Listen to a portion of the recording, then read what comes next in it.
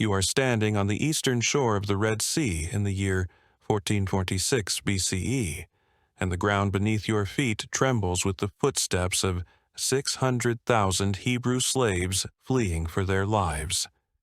Behind you, the thunder of Egyptian war chariots grows louder by the moment.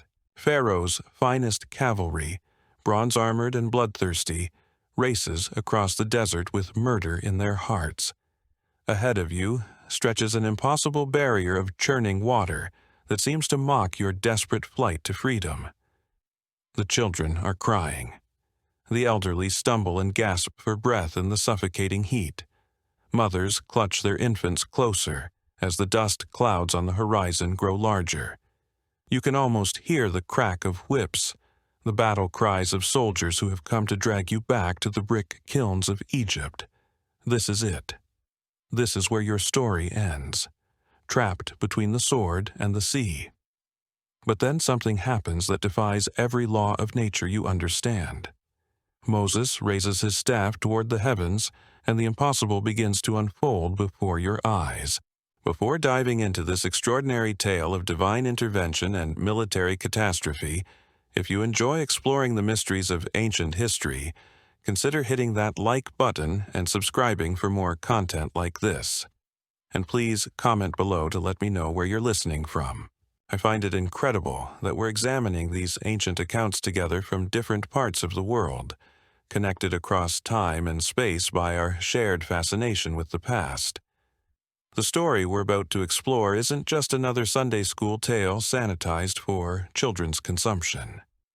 This is an account of supernatural warfare, environmental catastrophe, and the complete annihilation of one of the ancient world's most powerful military forces. When the waters of the Red Sea came crashing down, they didn't just claim lives, they swallowed an empire's pride and changed the course of human history forever. To understand the magnitude of what happened that day, you need to grasp the sheer impossibility of the Hebrew situation. These weren't seasoned warriors or military strategists. These were generations of people who had known nothing but slavery, suddenly thrust into the wilderness with Egyptian death squads breathing down their necks. They had no weapons, no training, no hope of victory in conventional battle. The Egyptian force pursuing them represented the pinnacle of ancient military might. Pharaoh's chariots were the tanks of their era, each one a masterpiece of Bronze Age engineering, pulled by the finest horses in the known world. The warriors who rode them were professional killers, trained from childhood in the arts of war. They had conquered nations, crushed rebellions, and built an empire that stretched from Nubia to the Levant. Picture the scene as Moses stretches out his hand over the sea. Contemporary accounts describe winds of supernatural force beginning to blow, dividing the waters like curtains being drawn apart. What the Hebrews witnessed that day challenged everything they thought they knew about the natural world. The sea floor, normally hidden beneath fathoms of water, lay exposed like a highway stretching to the opposite shore. The logistics alone should give you pause. How do you move 600,000 people across the bed of a sea? How do you maintain order when panic threatens to consume the multitude?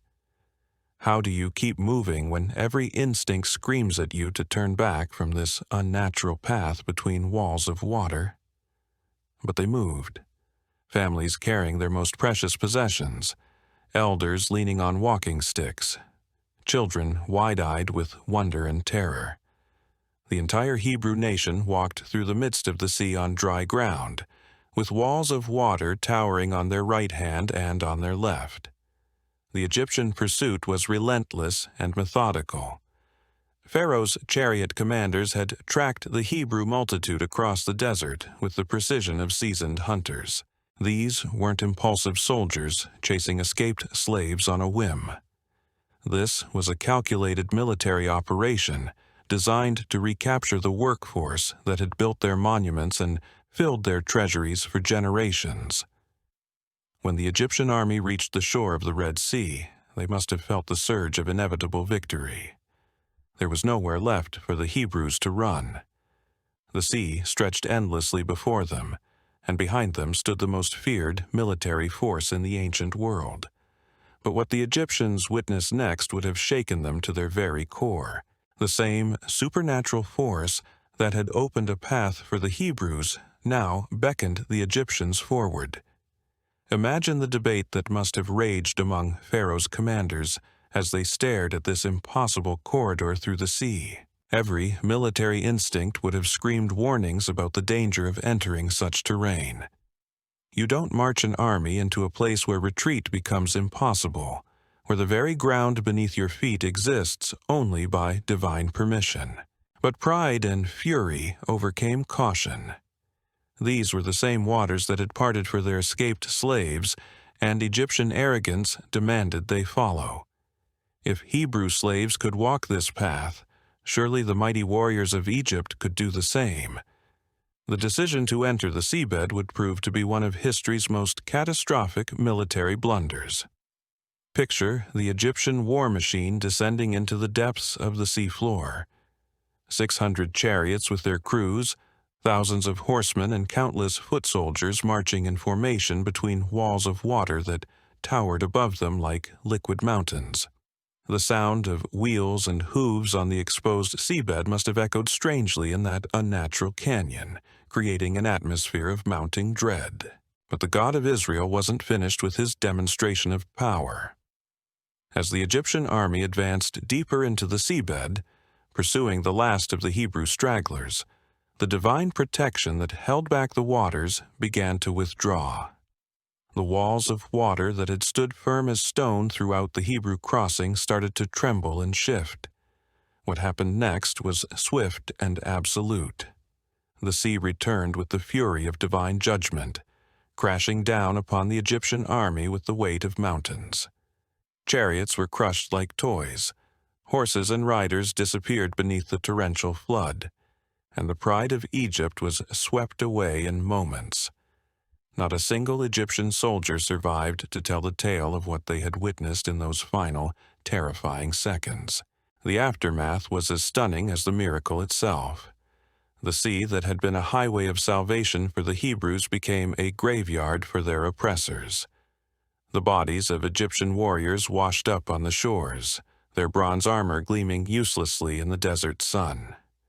The same waters that had stood like walls to protect the innocent now carried the evidence of divine justice to the very feet of those who had been delivered. This wasn't merely an escape. It was a complete reversal of power that would echo through history. The Hebrew slaves who had trembled in fear hours earlier now stood free on the opposite shore, watching the sea claim their former masters. The empire that had held them in bondage for generations lay broken beneath the waves, their military might reduced to debris floating on the tide. The sea had indeed swallowed an entire army, and with it the old order of oppression was washed away forever.